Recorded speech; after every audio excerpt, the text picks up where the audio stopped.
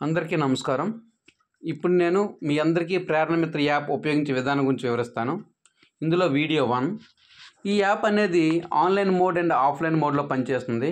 కొన్ని సందర్భాల్లో నెట్ అవసరం ఉంటుంది, కొన్ని సందర్భాల్లో నెట్ సదుపాయం అవసరం ఉండదు.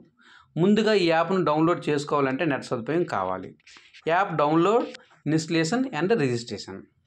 ముందుగా గూగుల్ ప్లే స్టోర్లోకి వెళ్ళి ప్రేరణ మిత్ర యాప్ అని టైప్ చేయండి. మీకు చూడండి, ఈ స్క్రీన్ పైన కనిపిస్తున్న గవర్నమెంట్ లోగోతో ఉన్న యాప్ మీ ప్లే స్టోర్లో కనిపిస్తుంది. అలా ఉన్న యాప్కి కుడివైపున ఉన్న ఇన్స్టాల్ అనే ఆప్షన్ని క్లిక్ చేయండి. అప్పుడు అది డౌన్లోడ్తో పాటు ఇన్స్టాల్ కూడా అవుతుంది.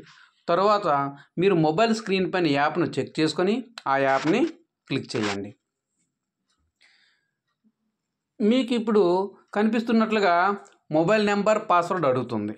కానీ మీరు వాటిని టైప్ చేయకుండా వాటి క్రిందనున్న not yet registered, click here అనే ఆప్షన్ను క్లిక్ చేయండి. ఇప్పుడు మీకు మొబైల్ స్క్రీన్ పైన కనిపిస్తున్నట్ల సెలెక్ట్ యువర్ స్టేట్ అని అడుగుతుంది. మీరు దానిపైన క్లిక్ చేయండి. ఇప్పుడు ఆంధ్రప్రదేశ్ అని చూపిస్తుంది, దాన్ని మీరు క్లిక్ చేయండి. తరువాత సెలెక్ట్ యువర్ యూనివర్సిటీ అని అడుగుతుంది, దానిపైన క్లిక్ చేయండి. అప్పుడు యూనివర్సిటీ నేమ్స్ కనిపిస్తాయి.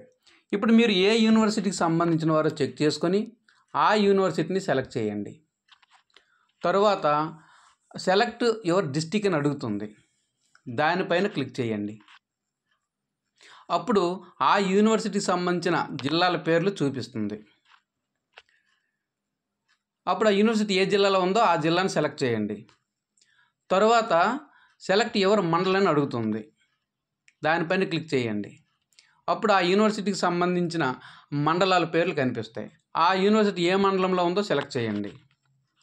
తర్వాత సెలెక్ట్ యువర్ విలేజ్ అని అడుగుతుంది, దానిపైన క్లిక్ చేయండి. ఆ యూనివర్సిటీ ఏ విలేజ్లో ఉందో ఆ విలేజ్ నేమ్ కనిపిస్తాయి. అప్పుడు ఆ యూనివర్సిటీకి సంబంధించిన విలేజ్ నేమ్ని క్లిక్ చేయండి. తరువాత సెలెక్ట్ యువర్ కాలేజ్ అని అడుగుతుంది, దానిపైన క్లిక్ చేయండి. మీరు చదువుతున్న కాలేజ్ నేమ్స్ కనిపిస్తాయి. మీరు చదువుతున్న కాలేజ్ నేమ్ను క్లిక్ చేయండి.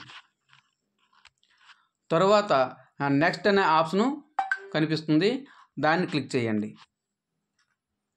ఇప్పుడు మీ మొబైల్ స్క్రీన్ పైన మీ పర్సనల్ డీటెయిల్స్ని అడుగుతుంది. ఫుల్ నేమ్ దగ్గర మీ యొక్క ఫుల్ నేమ్ను, ఫోన్ నెంబర్ దగ్గర మీ యొక్క ఫోన్ నెంబర్ను, ఈమెయిల్ దగ్గర మీ యొక్క ఈమెయిల్ ఐడిని టైప్ చేసి, ఏజ్ దగ్గర మీ యొక్క ఏజ్ని టైప్ చేయండి. అలాగే మేల్ అయితే మేల్, ఫిమేల్ అయితే ఫిమేల్, అదర్ అయితే అదర్, మీరు దేనికి సంబంధించిన వారైతే ఆ ఆప్షన్ని క్లిక్ చేయండి.